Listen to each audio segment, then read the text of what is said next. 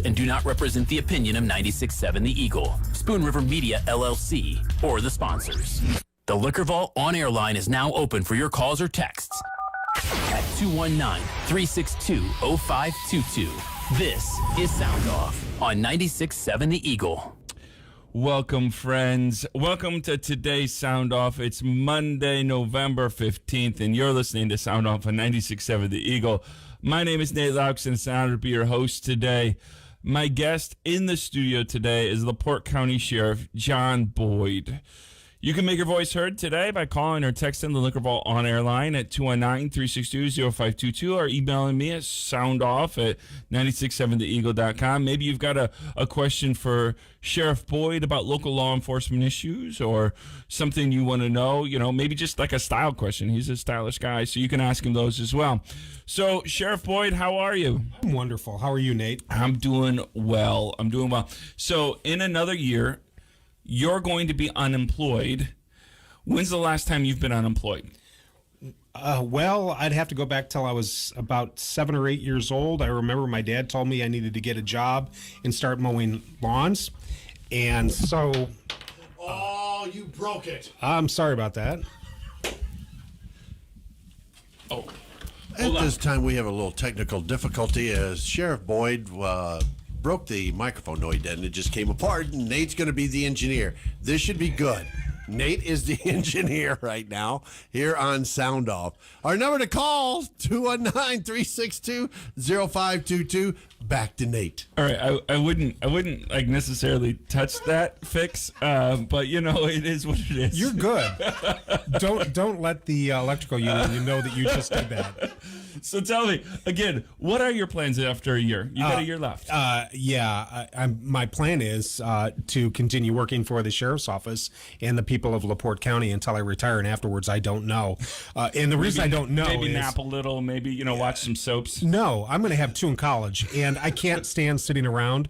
I can't stand being in the house. I have to be outside, and so I'm going to do something. I just don't know what it is at this point. But I've had a couple of people with some overtures saying, "Hey, we'd love to hire you. Are you interested? And when can you start?" And when I say January 1st, 2023, everyone's like, "Oh, wait a minute, I need you now." And so I'm fully committed to the sheriff's office until December 31st at 11:59 p.m. So tell me then, you've got a little over a year left. What are some of the things you want to get done in this next year as you fill out your term here? Yeah, we got a couple of projects that we're working on right now that we desperately need to finish those projects. One of them is our body cam project. We have the body cams in place. We're waiting for our policy to be completed and some retraining, because the last time we trained was this summer with the body cameras, and before we deploy them, we want to go through some refresher training with our staff, but we've got to get those deployed, so that certainly is a goal that we have. We also want to make sure that we get renewed funding from the Indiana Criminal Justice Institute. And as I speak, Chief Deputy Ron Heeg and Major Heath Haferkamp have recently completed the funding request for 2022. We're awaiting word, but all indications are that it's going to be a go, that they'll continue to fund this 5-year funding project that we have. Another project that we're in the works with that correlates with the 21st century policing from President Obama that he authored and commissioned back in about 2015 is our policy revisions. That's one of the pillars of that 21st century policing. So we want to complete the rewrite of our policies that will ensure that the policies of the sheriff's office are up to date. We haven't had a major policy revision since Jim Arnold was sheriff, and that was 16 years ago. But it will also mirror and will be consistent with all sheriff's offices in the state of Indiana. Currently, the company that we're contracted with is doing approximately 3,500, if I'm not mistaken, rewrites of policies throughout the country. We're just desperately behind the times in our policies, so that will take us into next year as well. So those are 2 of the major projects that we're working on right now. Now, Sheriff, there's some people that, obviously you work with consultants, you work with all these kind of people about this, and they get weird feelings about, governmental agencies paying all these consultants, these kind of things. But it is important to have updated policies. Explain to our listeners why this is an important project for the sheriff to get done. Well, it's really important because policies dictate what we can do and what we can't do, and to make sure that we're following the best practices in the country, and also, most importantly, to make sure that we're following our laws because they're constantly being updated, and to make sure that they're following Supreme Court rulings as well because those are constantly being updated as well. We want to make sure that we're uniform and that it gives us a manner in which how to get things done and to do it efficiently. So take me through a little bit. There's obviously broader conversations going on in every community, including the city of LaPorte. Mayor Dermody just, and the city council in LaPorte just worked on new wage increases for their police and city employees. Michigan City is in the process of doing that. LaPorte County is talking about it as well. How important is this for your deputies, and not just your deputies? I'd read a story on hometownnewsnow.com, or I'd heard it on the radio, that also your jail staff, these kind of things. There's so many people. I think you're the largest staff in the county.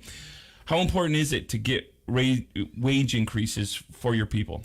Well, it's very important. And as I point out at all of our council meetings and the listening sessions with the council and commission is Dennis, certainly running a business, the most important asset that you have are your employees. Yeah, Dennis doesn't pay me enough, if we want to talk about that right now. Perhaps after the meeting, I can help him find his wallet for you. But we need to take care of those that are taking care of the public. We do things that are absolutely unimaginable and at tremendous risk with very little reward. And not only are our employees subject to risk, but our spouses and our families, our loved ones, are also subjected to the same risks, whether it be threats that are being made, not only to our deputies, but to their families, but the unseen risks like COVID, tuberculosis, hepatitis, HIV. We just had a decision that was handed down in local court here 2 weeks ago, in which someone was convicted of battering several of our officers with body waste. He knowingly and intentionally spit on them, knowing that he had hepatitis, and it subjected them to the same disease that he has. He was handed a fairly significant prison sentence as a result of that. But that's just a small example of what the hidden dangers that our deputies are faced with every single day. I gave some talking points to our county council recently, and I just highlighted several of the cases that we've had over the last 3 months or so, where we've had some deputies that have been in significantly in harm's way. One where we had a deputy that chased a fleeing felon into a business here in the city of LaPorte after that suspect had feloniously attacked a LaPorte police officer. And our deputy was significantly injured when he fell from a scaffolding as he was chasing the suspect up into the rafters of this building who was trying to get away when the deputy fell. And he was off of work for several weeks because of a significant injury that he suffered. We had another deputy that responded to a domestic violence situation at a home, and when he went to the door to try to ascertain how the victim was, the female, and try to get to her so he could provide help, the suspect opened his door and released his pit bull, and our deputy was bitten as a result of that.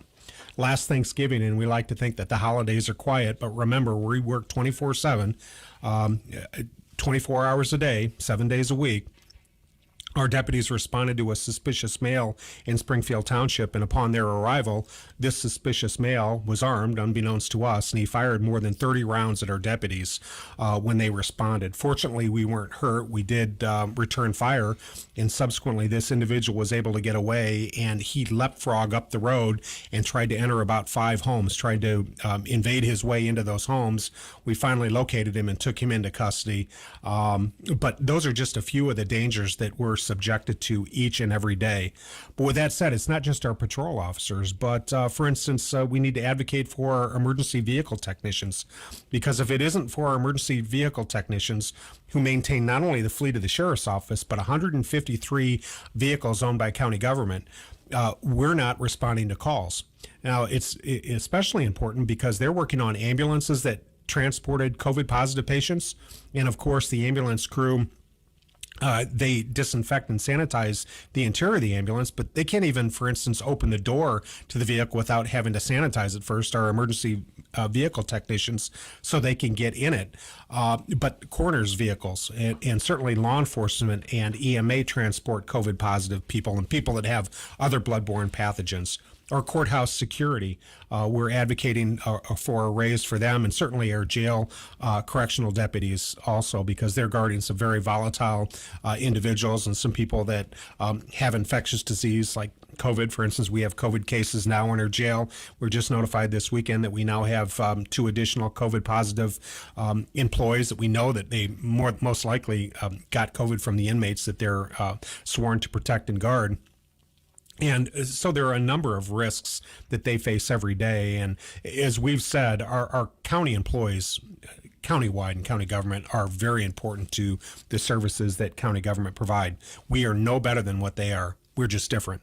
And I think we only need to start with the fact that we have to put ballistic vests on when we go to work, and we have to carry a firearm to keep other people safe and keep us safe as well. We have a very, very dangerous job, and communities around us are recognizing how important we are to the safety of the citizens that live in that municipality or in that county, and they're paying the wages that are due those police officers, and we're just asking that our county council do that as well. It really is difficult to attract good employees, but even more so with all the other communities around us making more money, and the amount of time it takes to train an individual and get them up and running. It's not like training somebody to do a desk job where it may take a couple of weeks. We're talking at least a year before somebody can be out on their own. They go to the police academy and then field training and other on-the-job training before they're trusted to be out on their own alone. Yet nobody wants to, whatever employer you are, nobody wants to be at the point where you just accept a person into, the role because you have no one else there, right? We cannot lower our standards. Exactly. Absolutely cannot. Having a good wage to attract better people is crucial. It's commensurate with the risk that they face every single day. Yep, absolutely. We've got Sheriff John Boyd on the show today. We're going to take our first break. We got a caller on wait. If you've got a question for Sheriff Boyd, the number is 219-362-0522. The Liquor Vault on-air line is open, 219-362-0522. You can call me or text me. We're going to take a brief break, get back to your calls after this break, but keep listening to 96.7 The Eagle. Tire sale on now at both Cannon's locations. Brands like Michelin, Hankook, Hercules, and Cooper. Rebates of up to $160. Free alignment inspection, and schedule your fall tune-up, oil change, tire rotation, brake inspection, and winter-ready inspection, all for $56.02. Don't wait weeks for auto repairs. Same-day appointments available. See the experts at Cannon Automotive, 2 great locations, 710 Tyler and 909 Boyd Boulevard. Go further with Cannon's Automotive. Looking for something different? Then head to the all-new Michigan City Kia. They have a great selection of Kia sedan, SUV, crossover, hybrid, and electric models to choose from. From the sporty Forte to the roomy Telluride to the all-new 2022 Sportage, there's a Kia vehicle to fit every budget and lifestyle. Come in for a test drive and check out the all-new Michigan City Kia today. Or visit MichiganCityKia.com, now part of the Bob Lacurcio Auto Group. You don't like buying a car this way. Circle R Mechanical has been a major commercial contractor in the region since 1973, and now they're proud to be offering residential HVAC and plumbing services. Right now, get an $89 furnace tune-up when you mention this ad. Plus, get 10% off residential repairs or equipment replacement, but you must mention this radio ad. Visit CircleRMechanical.com for more information. This season, let Circle R Mechanical help you get ahead of winter by making sure your comfort zone is just the way you like it. Call 787-5566. The next and final once-a-month radio auction for the year is coming up this Saturday following your 8 a.m. news. Join Debbie and Dennis Siddell, your auctioneer radio hosts, as they'll have certificates for you to bid on from Wanna Pizza, Trey Bien CBD, T-Berry's Diner, Sims Meat Processing, Pavey Excavating, Westville Farm Supply, Cable and Ace Hardware, Happy Cars Detailing and Auto Repair, the Hannah Hub, and more. The next once-a-month radio auction and the last one for the year is this Saturday following your 8 a.m. news on 96.7 The Eagle. Your opinion matters. We invite you to share it by calling or texting the Liquor Vault on-air line at 362-0522. That's 362-0522. Now, back to Sound Off on 96.7 The Eagle. Welcome back, friends. I think we've got all of our technical issues worked out, but there's no promises. I am now the director of technical services during this show. So we've got Sheriff Boyd on in the studio with us. The Liquor Vault on-air line is 219-362-0522. If you have a question for Sheriff Boyd, or if you want to talk about law enforcement issues here locally, do give us a call or a text, 219-362-0522. Let's get to the line. Hey, Steve, thanks so much for holding. What's your question for Sheriff Boyd? Good afternoon, Sheriff Boyd. Thanks for coming on to answer questions. You're welcome, Steve. This is Steve Hollifield. First of all, you guys do an outstanding job. God bless you for being there for us. The EMTs the same way. No one is saying they don't deserve a raise, but paying for it is a lot more difficult than I think the county government thinks. From the standpoint, you took it upon yourself to look outside the box to save money in the sheriff's department with outsourcing, or whatever term you would use, for the food services. That saved money. Why doesn't anybody else in the county government look outside the box to think there's other ways besides just raising taxes? Because, yes, these people do deserve raises, but it's getting harder and harder. If you look in the paper, the number of foreclosures, the number of sheriff sales, the number of tax sales every year, there's got to be another way to do this without placing the burden all on LaPorte County residents, because as you know, we shrank 1.6% last year by census. So what's your thoughts about looking outside to do something different? Thank you. Well, that's a good question, Steve. And the county council have a very unenviable task to try to make a decision and figure out where the money's come from. I also don't want to say that other county department heads or elected officials aren't thinking outside the box and haven't taken taxpayer saving measures, because I know some of them have. But I will also tell you that the cost of doing business has grown exponentially. We were talking about it prior to the show today. For instance, the cost of feeding the prisoners has gone up, just like the cost of feeding your family has gone up. The cost of providing medical care for our inmates has gone up, just like the cost of medical care for you and your family has gone up. The cost of keeping vehicles on the road and putting gas in those cars so we can answer calls has gone up, yet the amount of money that we're bringing in has not. So we need to do something. Otherwise, we're going to need to consider cutting services, and that's the last thing that we want to do. We want to make sure that, first and foremost, we have deputies that are available to answer the calls, and then we need to have the means for them to respond to those calls and have the equipment that they need in order to successfully come to a resolution for the people that need our services. So with that being said, I wish I had a magic wand, but I did sit through a meeting last week in which Sheriff Mike Nielsen from Boone County came up and presented to a number of leaders. A number of the leaders were from emergency services, talking about the public service lit tax, the local income tax. And I think, I know you're anti-tax, but it may be a viable alternative, especially considering when you look at the chart that LaPorte County is paying considerably less taxes than the other 92 counties. I think we're the fourth lowest. I think that's one of the things that we're doing right here. However, we need to keep up with the other communities, and we need to look at what they've done successfully in order to overcome the financial obstacles that are out there. I look forward and I'm eager to additional presentations by Mayor Dermody concerning this, but certainly what I've heard, I'm on board and I'm supportive. And keep in mind, I'm a taxpayer too. All right, the Liquor Vault on-air line is open, 219-362-0522. If you have a question for Sheriff Boyd or local law enforcement, we'd love to hear it today. We've got some texts coming in we're going to get to, but I also want to thank all of you that are listening online and on Facebook. We've got listeners from Finland, Indianapolis, Milford, Chicago, Springfield, Illinois, and LaPorte, and everywhere in between. We appreciate you online as well. So, Sheriff Boyd, some legislators are trying to push the school board elections to be partisan. You have to register to be a Republican, a Democrat, or Libertarian to run for office. you're not a guy that seems to love politics. No, I absolutely don't. And I've told people that I'm not a politician, I'm a police officer, but I think that would be a huge mistake. I think it should be nonpartisan. And if it were up to me, the sheriff. Do you think the sheriff's. No, the sheriff should be nonpartisan, the judges should be nonpartisan, and the prosecutor should be nonpartisan as well. That's just my opinion. Yeah, I was wondering your opinion about that because you obviously you are a Republican, but you haven't relished being a partisan sheriff. There's no.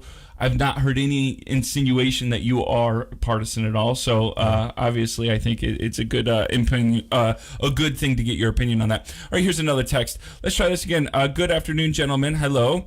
The sheriff, is there any work being done between you and Representative Pressel on controlling the use of high-intensity light bars on vehicles as a CMV operator? These are extremely dangerous. Thanks, guys, and have a great week. Hey, you have a great week, too.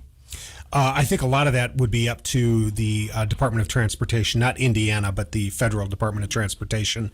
I have not had a conversation with Representative Pressel about that.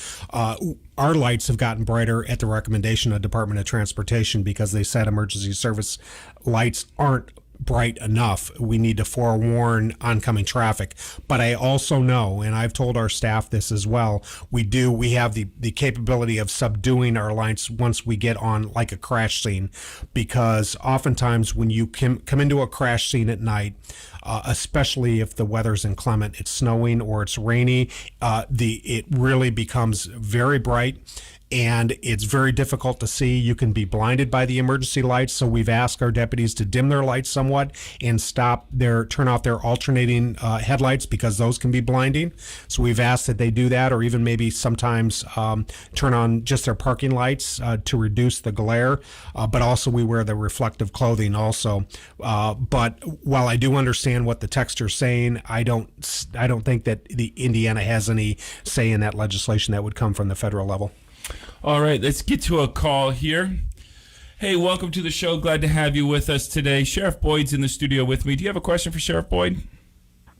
Yeah, good afternoon, men.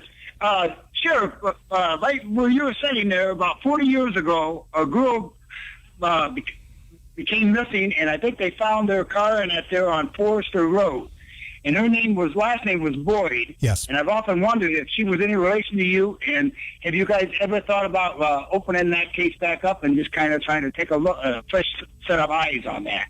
Yes, her name was, a really good question. Her name was Juanita Boyd. She is no relation to me. I did not know her. But yes, it is a cold case that we are currently looking at. It's never been closed. And I can tell you that we still currently have multi-jurisdictional investigators looking at that case. All right, here's another question. We've got Sheriff John Boyd in the studio today. Glad to have him with us. The Liquor Vault on-air line is 219-362-0522. If you have a question, let us know via text or phone call, whatever you prefer. Here's a question for you, Sheriff Boyd, from our text line. How about the county jail move to a new location? Do you favor the county jail staying put? Excellent job, Nate. It's something that we need to look at. And when I took office, we actually created a strategic plan, and that was one of the things that we looked at. And we told our county council that while it may not be in my term, whether it be a 4 or 8 year term, it's something that's going to have to happen probably within the next 8 years. So the next sheriff is going to have to address it.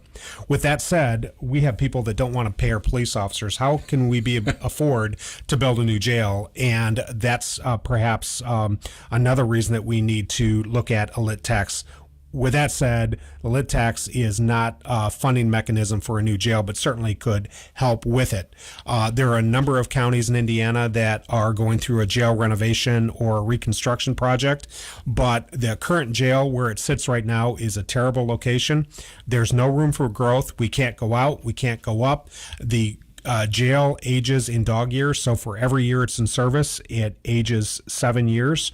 So the renovation was completed in 2003. It was built in 1976. So you do the math. We are due for a new jail. It probably would be an ideal office space if it were renovated, but we should build out somewhere we have room for growth, perhaps somewhere between LaPorte and Michigan City. And I think that probably what should have been done is they should have looked at it and perhaps incorporate some courts with a new jail that would be built, and also perhaps incorporate juvenile and adult probation, the court services, in that same building under one roof, and it certainly would be a lot easier to manage. Right now, our jail, the way it's constructed, is manpower intensive, and when I tell people that we have more jail employees guarding 368 inmates than we do patrol officers, most people are floored given the geographic size of our county and the population that we serve. We don't have nearly enough patrol officers, but we really don't have enough correctional officers because of the design of the jail. So if I'm hearing you right here on this, Sheriff Boyd, again, not a problem you're probably going to fix, but the next administration will certainly have something to do with this. But to make the improvements that the jail needs, but also just as a whole, the sheriff's department needs, you're landlocked. You can't do anything there about it, correct? So that's exactly right. All right, here's another question for you. Is it correct that I have to contact the sheriff's department to request no Jake break signs installed on Highway 20 in Rolling Prairie? No, the sheriff's office has nothing to do that other than enforcement. If there's an ordinance that's passed, and on Highway 20, I would suggest that you start with the Indiana Department of Transportation to see if they would install the signs.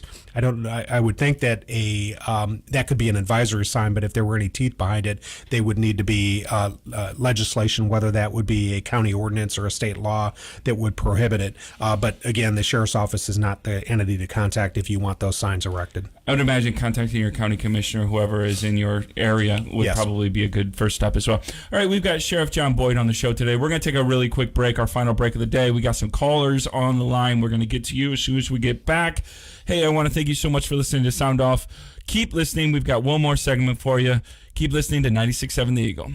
Ben Conowitz here, LaPorte Seamless Gutter, 219-362-9972. You know, fall is here, and that means leaves and debris for your gutter system. We've got 3 separate types of gutter guard for your home. Leaves and debris come in all shapes and sizes. We don't need a one-size-fits-all for your gutter. Give us a call today for a free estimate at 219-362-9972, or you can visit us on the web, www.lpseamless.com. If you, a loved one, or someone you know needs help with substance use problems, alcohol, or drug abuse, Alliance MD Addiction Treatment Center, located near the intersection of 421 and 400 North in Michigan City, provides specialized care with a team approach in a supportive environment and making your recovery a priority. Alliance MD accepts Medicare, Medicaid, and most commercial insurances. They now offer late-hour appointments. Experience the joy of freedom. Call Alliance MD today at 873-1777. That's 873-1777, or visit alliancemd.us. Looking for a hard-to-find item you can't find in the stores? Maybe you'd like to sell a few items you no longer use or need. Maybe you're looking for help around the house or yard. Tradio is the answer. Every weekday following your 9 a.m. news, join Joe Happel and Jeff Bugazer for Tradio on 96.7 The Eagle. It's your time to call the Liquor Vault on-air lines at 362-0522 to buy, sell, and trade just about anything, even those hard-to-find items.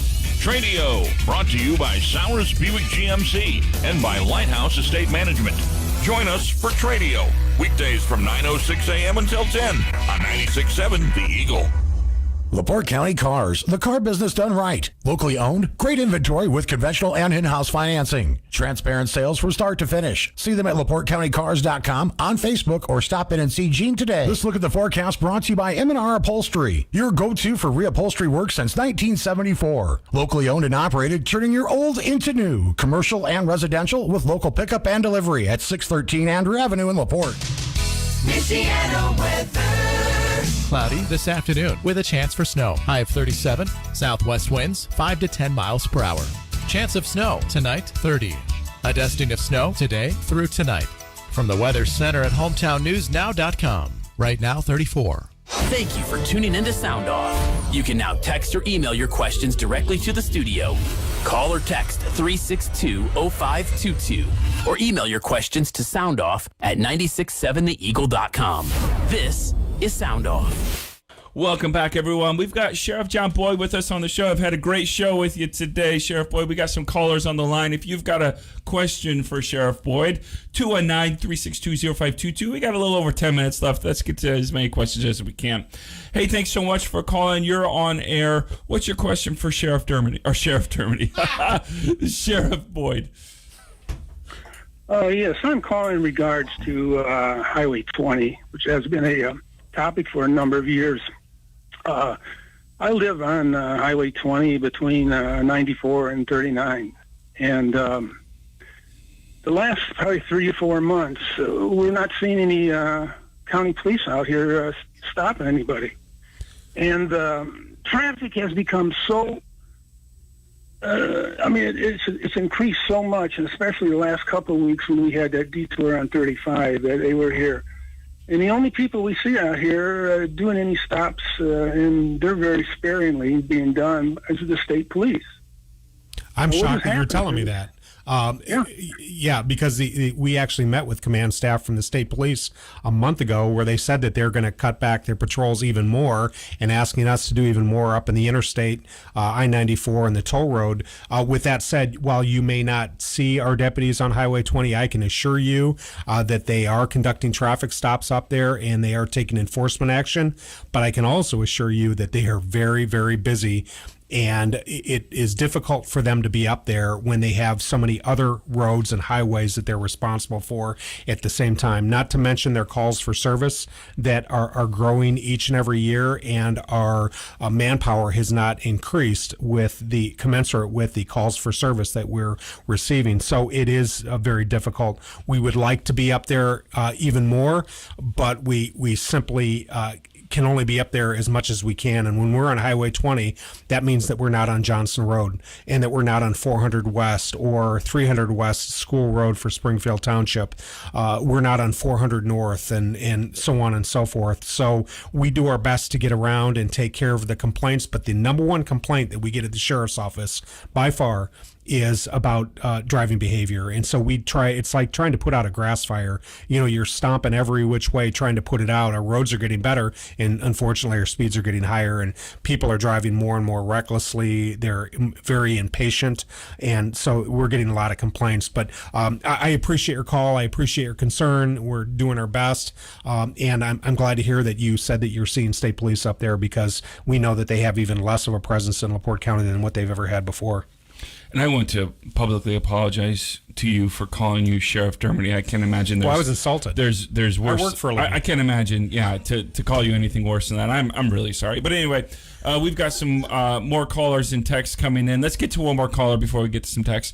Hey, thanks so much for calling. Thanks for waiting on the line. We've got Sheriff Boyd on the show. What's your question for Sheriff Boyd?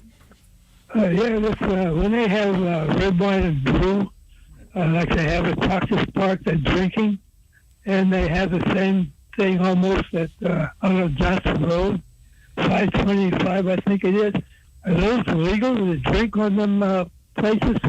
Yes, there was a permit that was issued by the Indiana Alcoholic Beverage Commission, in which Bethany Church and the folks that sponsor Red Wine and Brew applied for, and so it was legal, and that was a big fundraiser. Emergency Services realized a lot of money from that, and every one of our deputies that worked at that event volunteered their time. We volunteered, oh gosh, I had to figure this summer, but it was well over 200 hours, or maybe even 300 hours that we volunteered at that event, because it's so beneficial for emergency services. And through their fundraising efforts, we actually were able to acquire several of our canines at no expense to our taxpayers.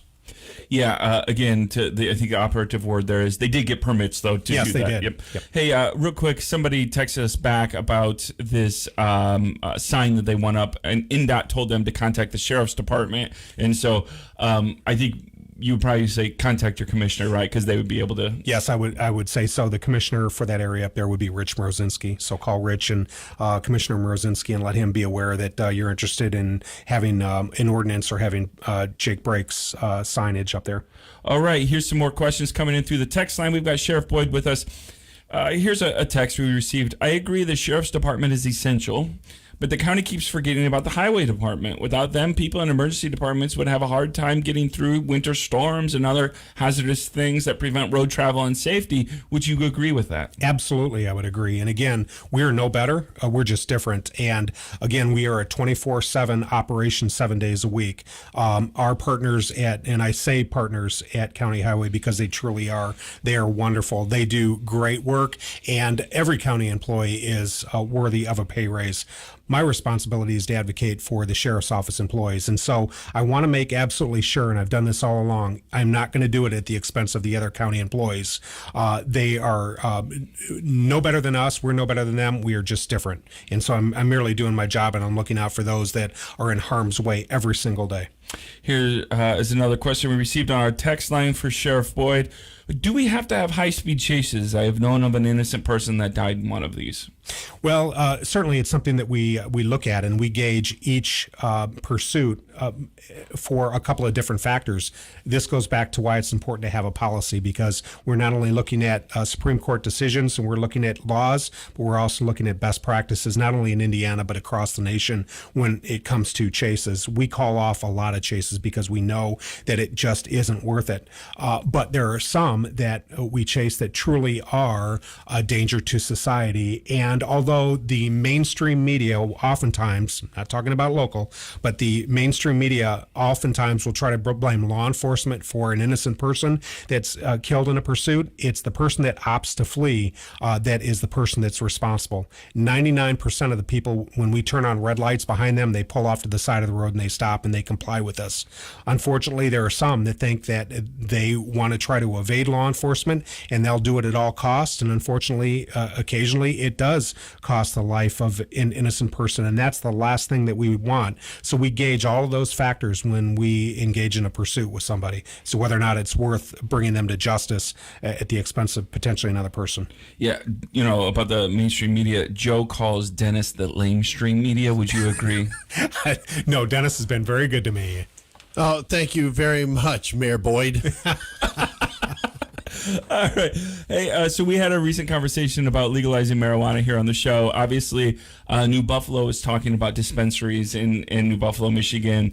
60% of dispensaries near the state line in Michigan are Indiana customers and clients. We have a text here that came in. Legalize marijuana. Use those tax dollars to pay various deficits, including sheriff department wages and things like that. Do you have an opinion on the legalization of marijuana? I do. I'm against it. And for a number of reasons. Of course, I'm in law enforcement, and I see the detriment and the harm that it can cause. Ironically, I've been in a number of seminars, meetings, trainings in the last couple of years where we've talked about the legalization of marijuana. And I've had an opportunity to talk firsthand with legislators, sheriffs, and chiefs of police, and officials in states and communities in which they've legalized marijuana. And the social costs, I think, far outweigh the benefits of legalizing it. I would suggest that a person, they look on the internet and they see if they can find some research regarding it. With that said, be careful of whose research you look at, because oftentimes it could be slanted. And I actually pulled up some information. I had information from the Office of National Drug Control Policy, but I knew that someone would think, boy, that's slanted because you're anti-legalization of marijuana. So I found something from the the Journal of the Missouri State Medical Association, and I know that they're nonpartisan and they don't have a horse in the race. And I looked at what they reported when they looked at what was going on in states like Colorado. And when we look at, and you hear me talk a lot about here locally about traffic fatalities, the number of traffic fatalities in the state of Colorado since they legalized marijuana increased 31%. It went up 109% of those that were involved in a fatality crash that were under the influence of marijuana. So it grew exponentially. More people are dying in automobile crashes because of the legalization of marijuana. And medical experts will tell you that marijuana can it can be more harmful for a person, or just as harmful, in some cases more harmful for a person under the influence of marijuana than a person that's under the influence of alcohol. It can actually be worse. They talked about also the medical expense, the number of individuals who required hospitalization as a result of marijuana ingestion in states where it's become legal has grown almost 100%. And so we're filling up hospitals needlessly. And we hear about how dangerous tobacco products are. Marijuana is even more dangerous. It has more chemicals than what tobacco products would have.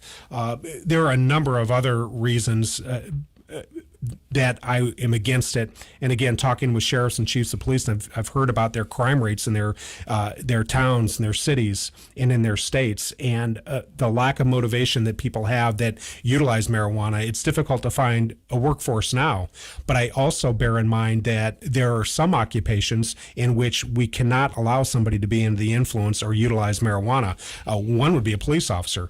The argument is if it's legal to use marijuana, why can't everybody do it? Well, there's some professions you can't. I know I'm not going to get on a plane with a pilot that's been smoking marijuana. 20 years ago, I was in Salt Lake City at a conference, and I attended a breakout training session that was hosted by the National Transportation Safety Board and the FAA, where they did an experiment with the largest air carriers in the country, in which they took pilots from each air carrier and they put them in a flight simulator. And an hour prior to actually taking the mission, which was a rather routine mission, they allowed them to smoke marijuana. They kept one pilot out as a control.